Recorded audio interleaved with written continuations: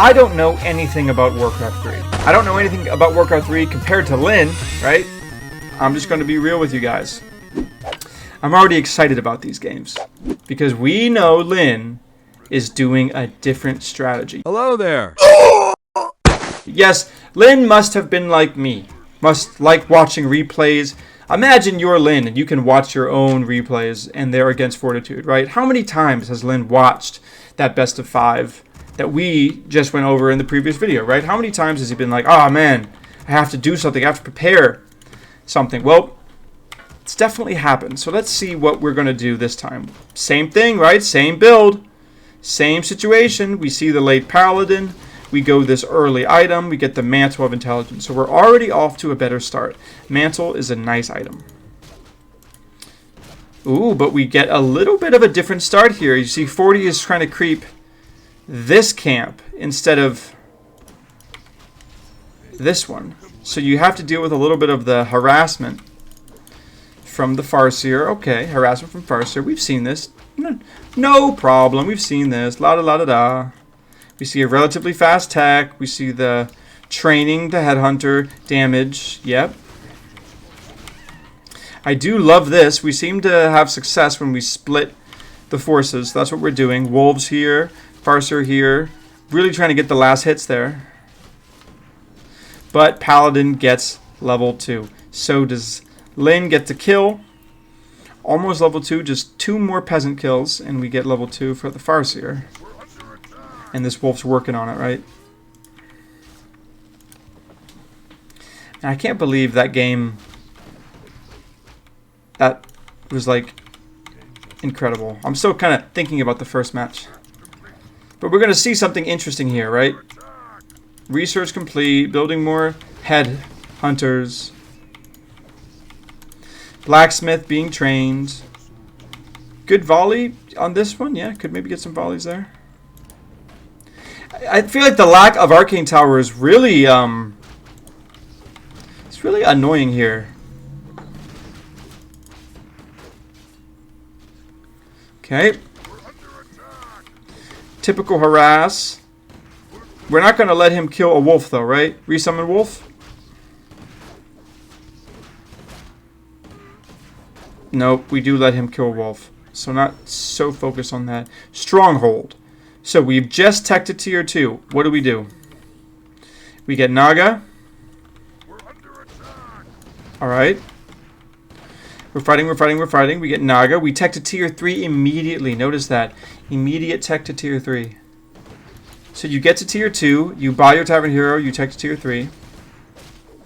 Holy Light down.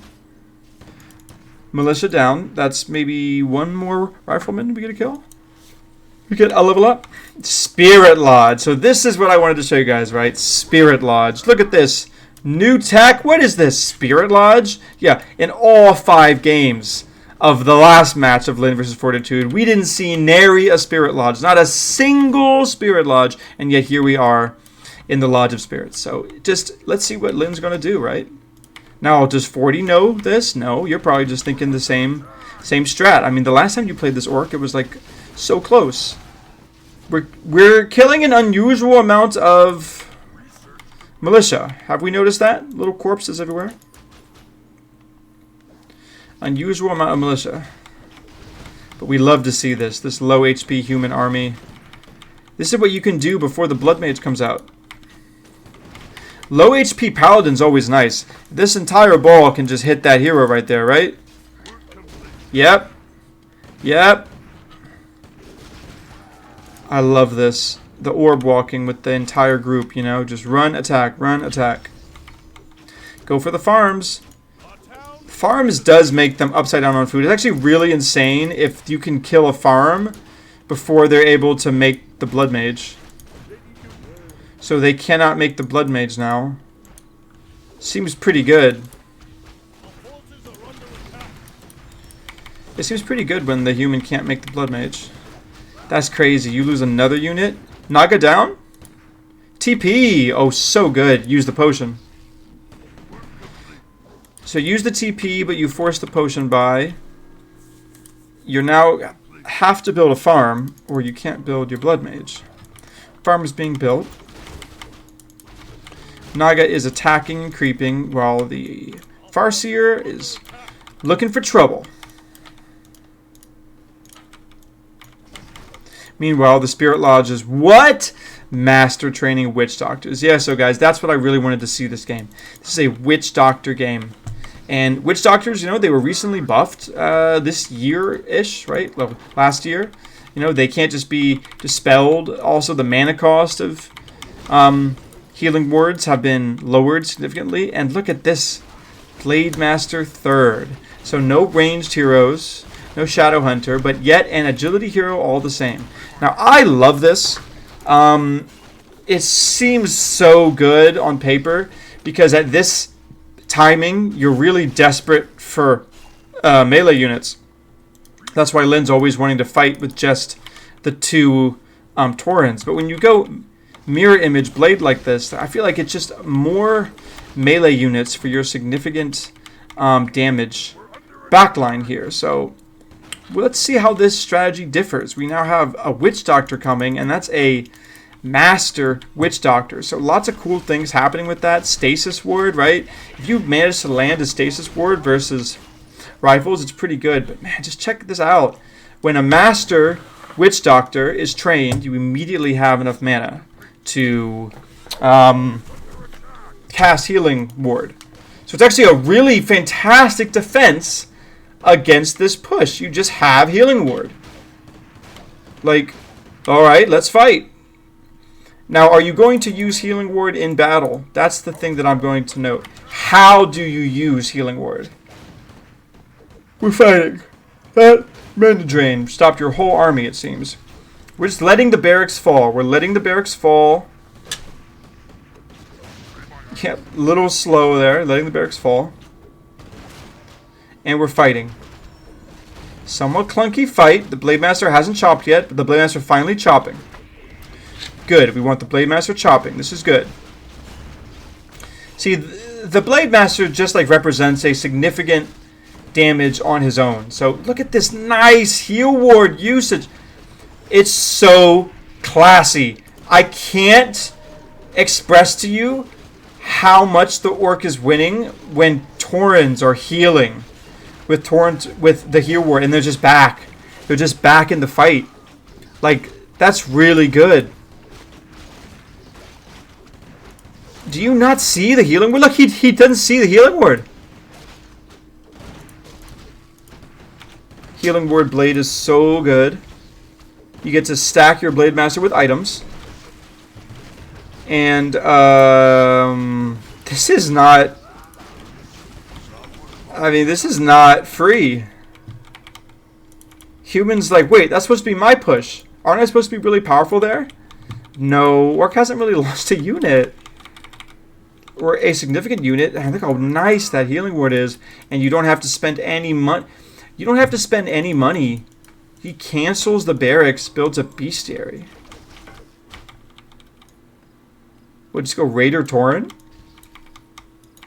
What do you do here? Raider Tauren Witch Doctor? And you go Shaman. Yeah, why not? Why not go Shaman? Why not go Tiny Great Hall? Why not creep with both? Lynn, you're unstoppable. Lynn, you're unstoppable. Such cool play. Creeping with... Because look, this is its own army. Completely self-sustained. Creeping army. Blade Master. 2 Taurens. Witch Doctor. At the same time, so is this. So just creeping all sides of the map. Really good ability to just kind of outpace this human. Are you going to attack? No, just solo creeping the Blade Master. Look at that experience. You have a level 3 blade with claws of attack, gloves. Honestly, the crazy thing about Lynn is like most Orc players would just have this. Most Orc players would like just have this situation going on, but Lynn has a whole set of Master Witch Doctors, a Tauren, and a level 3 Blade Master. So it's like, when this Blade Master gets Orb of Lightning, it already has Talisman of Evasion. It's so game. Like, I can't express to you guys how this game is so over. Like, strategically, Lynn is just won. This build that Lynn is doing and the way you're playing it, that first fight was so good with the healing words. You have a level 3 blade versus a level 2 Blood Mage. This is not where you want to be at all. How are you supposed to outvalue that? Kind of nice how you can dispel illusions with drain mana. You don't get experience when you dispel them that way, though. Pretty sure you don't get experience. Yeah, that Orb of Lightning is going to do work.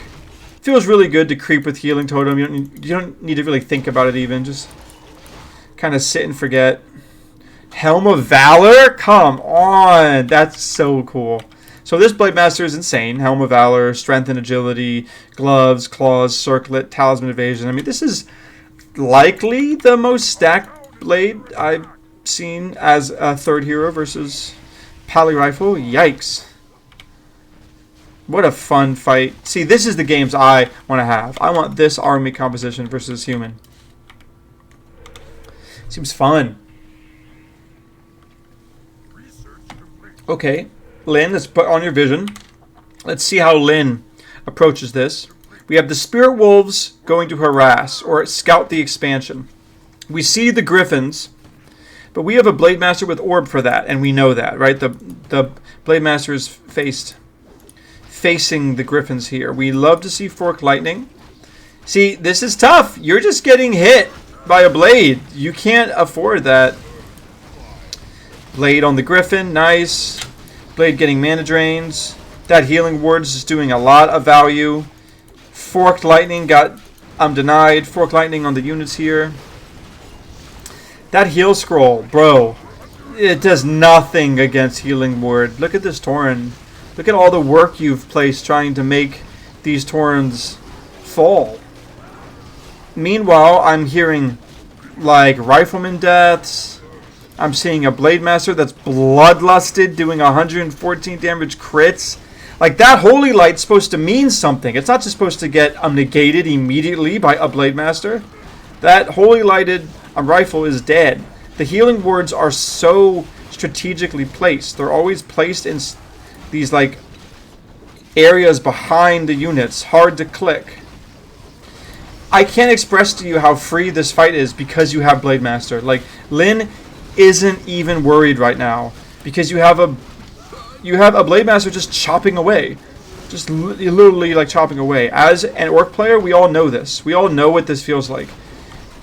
It feels so good to not have to micro the Blade Master at all. Like to just be watching the fight and realizing the opponent still has not done anything about my full HP Blade Master. So it's just game.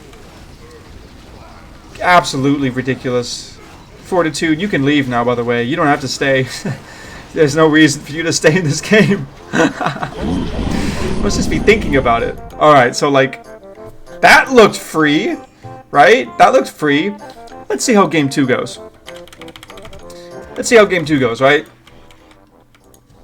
What did we see there by Lyn? We saw the decision to, instead going double Tauren Totem, you go Spirit Lodge. Spirit Lodge Blade Master. You see, the Blade Master makes up for only one Tauren Totem. The Blade Master allows you to defend that early fight when the Paladin is level 3 and the Blood Mage is level 2. You can defend that with level 1 Blade Master, Mirror Image, 1 Tauren, some Headhunters, and Master Training. Like, you do more than defend that. You can just win the fight outside your base and have a huge tempo swing. Oh, I love to see this. Okay. We're not going Paladin Rifle. We're going... Oh, and Lyn doesn't get the last hit, but tries it. Now, that Ring of Protection is, like... The only other item that would be better than it is Ring of Regen. Do you get Ring of Regen for this camp? But it's just really good if you're trying to kill the Archmage. As in, the Archmage just is going to have such advantageous trades versus the Farseer. I mean, you have 33 damage reduction versus 17, so it's like the Farseer just does so much little damage. Oh, nice last hit, though, by Lyn.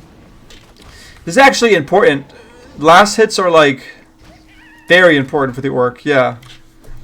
Another kill, so decent. You kind of want to get at least 65 to 100 experience somehow in the early game as Orc. You either do that by really...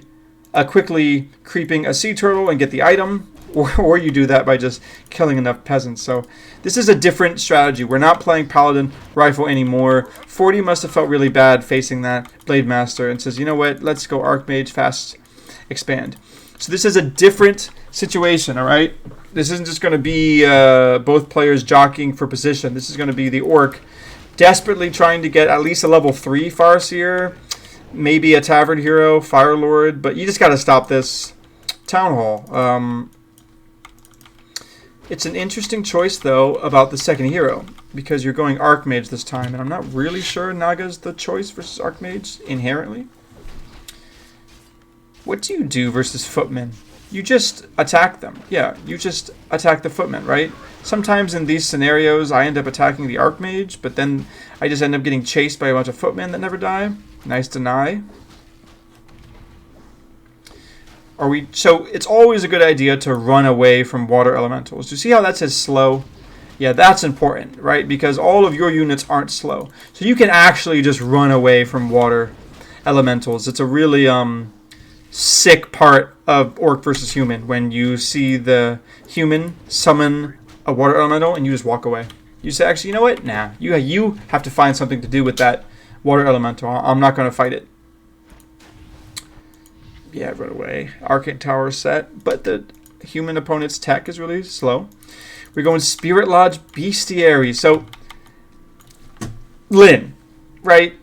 The reason we choose Lyn to learn from is because Lyn is in active exploration of this game and its strategies, right? Like, we saw that last time 40 was playing against Lyn. It was just standard all around. Lyn had an idea, double Torns, but now we're seeing a little bit of a mixture. We're seeing Bestiary into Spirit Lodge. Now the Bestiary has to be a result of the Archmage, right? Yeah, look how much little damage the Archmage takes. Thanks to the ring. Man, the ring just makes the Archmage so tanky. Nice deny. Endurance Aura. So Endurance Aura, nice. You can especially run away from water elementals now. Oh, Shaman. So we're not going Witch Doctors, we're going Shaman, Raider, Headhunter. Okay. I've seen this composition before.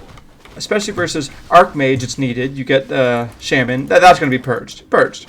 There you go. By the way, a little bit I can't believe I'm going to correct Lyn here. But this is a micro trick. You don't purge a full HP water elemental. You never do that. You attack a water elemental once, and then you purge it. It's because the purge immediately kills it, and you get the experience. Do you notice how literally we don't get the experience from that purge because it was denied? So that was just a really good heads-up play there by Fortitude. I'm denying... Oh, are you just dead, TC? Speed Scroll? Healing Potion? Wow, TC just lives. Shaman down. But the Ensnare is actually pretty good, you know? Like, Ensnare makes it so these Footmen can't just be freely alive. That's one of the worst things they do.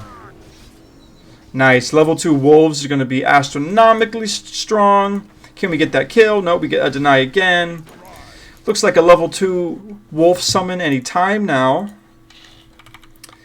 Gotta love the choice for Raiders here. Ensnare is just so punishing. And when you win a skirmish or even have a little lead on a skirmish, Ensnare can just really open the game wide open. Because all of a sudden, before your opponent knows, they've lost like 2 units just from trying to run away. Raiders are fast, so you can run. Can you attack? Cheeky. Doesn't have pillage, but look at that. Classic Orc. There is no more Orc trait than attacking a building before pillage finishes. Pillage is now done, and I like this decision. Now, I'm sometimes too afraid of getting my units attacked by towers, but I like this decision. Just like, no, we're going to slow you down. We're going to kill these farms. It's not really doing that much, because look at the food you have. Humans build farms like they're absolutely nothing, but the pillage must have been decent.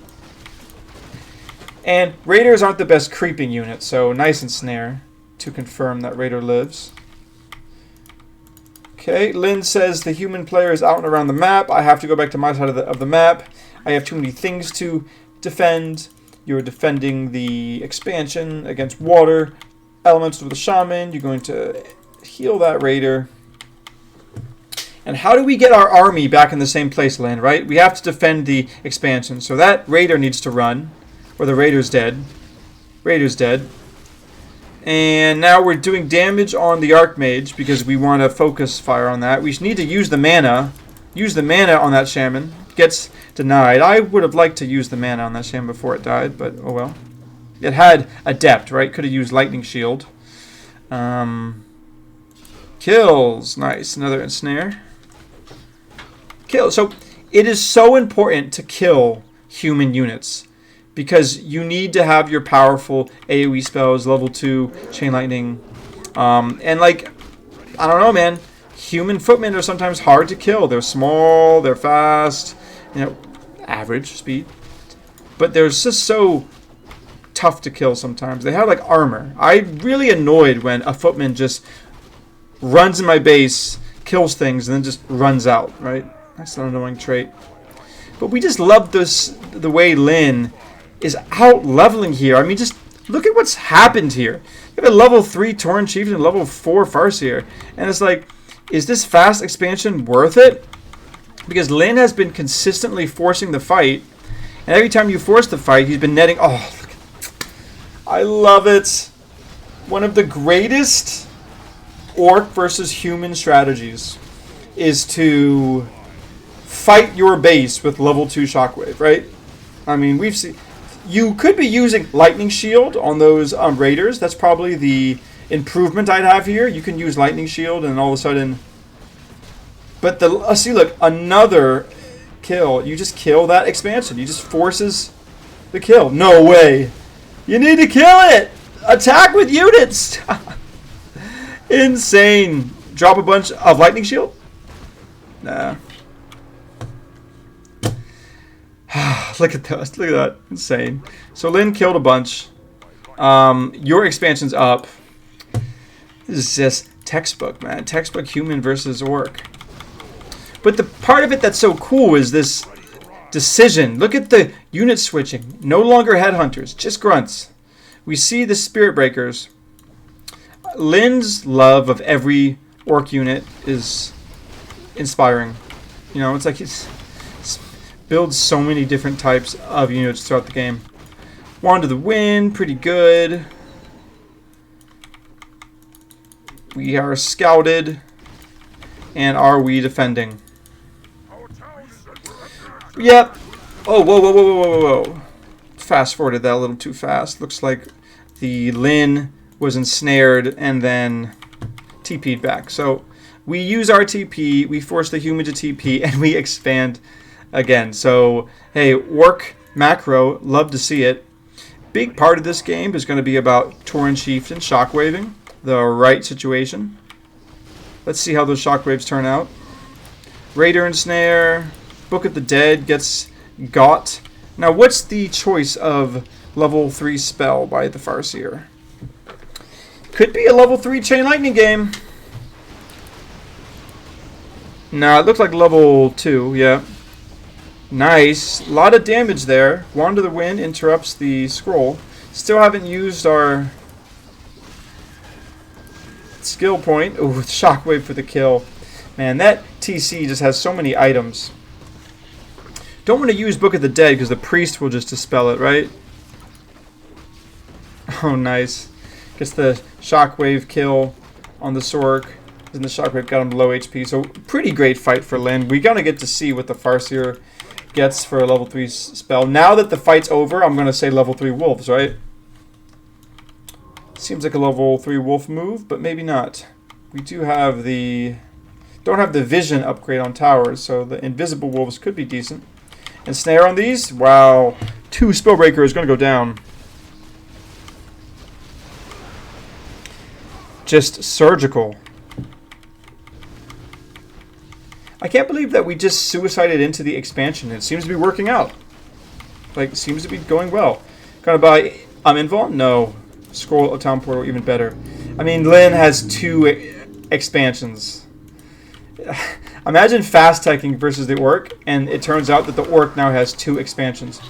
But my expansion was faster. This is a tier 2. A tier 2 bestiary, shaman. I absolutely love this idea. So you know the humans' fast expansion. You know the humans not going to get griffins or knights soon. So what do? You just it's so brutal. Level 3 shockwave. You just keep outlaming. Oh, brutal. What did the human think you could do? Expand versus Lin? No, I'm just gonna go TC. Level 3 shockwave. I'm gonna lame you out. Okay, so now you're getting attacked. The human says, I will fight you. You sell things, get the scroll of healing. This is kind of getting caught out of position. We're going to see a level 3 chain lightning. Nice damage. Here comes level 3 shockwave. Should be in ensnare to stop that. Nice. Shockwave's a little late. Ah, there we go. Shockwave, chain lightning, net some kills. One of the oldest combos in the game. Look at these 4 HP units. We've devoured a spellbreaker. Ooh, chain wave, mass purge. I have an axe to grind. GG. Okay. Man, I love to see these different strategies from Lin. So, like, human fast expansion. What do? Easy. You just go Shaman, you go Raiders, you go Torn Chieftain, you go Shockwave, you go a Suicide on the expansion once you get level 2 Shockwave. Man, Lin just has the strats. Uh-oh, Altar of King's Blacksmith. So now we know, if you guys didn't realize, it's Paladin Rifle again. Paladin Rifleman. Now Lin doesn't know this. Lin is just going standard Farseer opening. Standard Farseer opening allows you to do all sorts of flex options depending on what you see.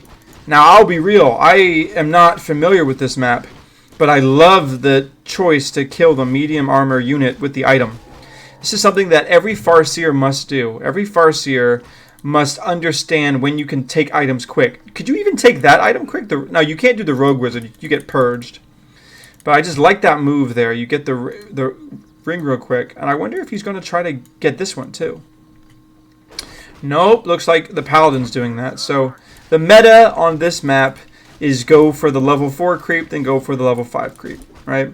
If you're human, you can creep the whole thing. But if you're orc, why don't you just use your wolves and kill the level 5 elemental. So we gotta love this creep route. We get 2 items. Double ring. Double ring of protection, so there's lots of rings in this game.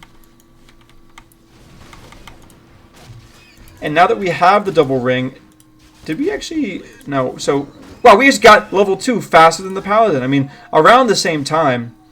But just love Lin's decision making. Because, like, you're just, like, strictly up. You have 2 rings, your opponent has 1 ring, and you're both level 2. Nice. Right? Orc doesn't have to always sacrifice an early game if you can play as intelligently as Lin. Now, are we going to get some more creep snipes, right? We get some more creep kills. Would have been nice if he started that camp, but, I mean, we may just want to take out the creep item. I would maybe get this one, right? Isn't that one pretty easy to kill? The Geomancer? Back and forth we go, but the Naga flank with the slow. Will the Paladin survive? I don't know. So, stand and deliver. This assassin is a good unit. It has poison. And it can hide. So, pretty good unit. Love how this mercenary camp has different mercenaries than we're used to, right? That, look at this guy. It's pretty good. I mean, it's essentially a rifleman with poison, but does a lot more damage. And that's so cool. 40 using the mercenary camp to some advantageous situations. Black gunpowder, damage upgrade, and now Lin is doing his patented, I have a lot of headhunters, and I see that scout tower is vulnerable, so maybe they can die real quick. Can it die real quick? No, it cannot. Oh, just a little bit faster. Could have got that kill, but now we get a militia kill. And the rifleman will not get killed getting holy lighted in just in time. What are we doing back at home? Spirit Lodge. The Tauren Totem. Insane. We have the Witch Doctor Adept training. We're not going to see the Adept training upgrade, like the benefit of that, because Lynn doesn't build a Witch Doctor until Master Training is finished. And that's because Witch Doctors have enough mana when they come out to cast a healing totem. So Witch Doctors, unlike Spirit Breakers, that it's better to build a Spirit Breaker first and then get the upgrade. Most people upgrade Spirit Doctor training first and then get the Witch Doctors. How fast do we get the Witch Doctor training after this? We're waiting on lumber, waiting on lumber. We just finished our Adept training. What's the first thing you build? How much lumber does it cost? We're going to keep our eyes on that. There we go. So we finally get it. It costs a lot of lumber, actually. And we maybe build a Tauren as well. Tauren Blade. Ah, nice. So the same strat as game one, guys. And you better believe we're going to try this. Just love to see it. The Blade Master is such a good hero. Sometimes feels a pigeoned into being a level 1 hero in the beginning of the game. But turns out you can have a level 1 Blade Master at the late stage and it's pretty good too, as long as you have the items. Because like the Blade Master can just change the tide of battle with a few crits. And I think when it's this long sustained fight against Paladin Rifle, it just feels so good to have that crit in your advantage. Okay, do we get the last hit? Nice, we do get the... Oh, and we get the big invuln. I mean, that's huge. We need to, like, not underestimate how big that is. You just gave the Blade Master a big invuln. Ouch.